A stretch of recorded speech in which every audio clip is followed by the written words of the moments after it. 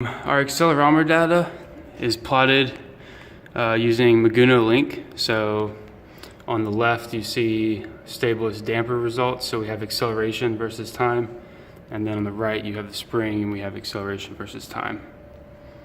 Okay, so I'm going to run the system now. So first we're going to run the manual. So again, that's that physical lever pull that's going to engage, that engages the tensioning pulleys into the belt system. So cut the motor on,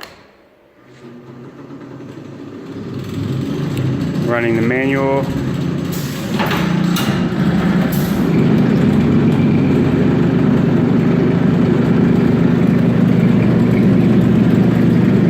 So you see those peaks and valleys, so the damper is a lot more consistent and tight, whereas the spring kind of has these kind of random jolts up and down. So let's see, let's run that again. So you can see that spring pulley just sitting there vibrating, whereas this damper, it doesn't look like it's even moving up and down at all.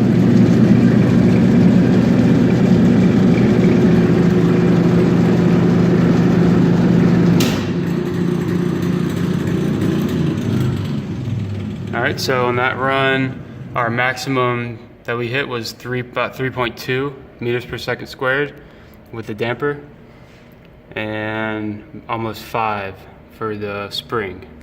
So we've gotten it up to, we've seen almost 16 meters per second squared on the spring side before. All right, so now we're gonna run the PTO. Cut the motor on.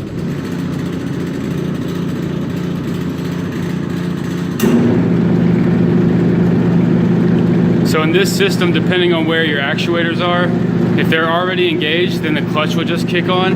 And that simulates your more industrial style power equipment where you just have a button that you press that engages the blades or whatever you're turning, as opposed to the lever that you pull in the manual.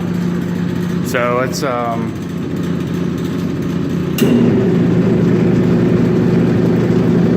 so this is continuous.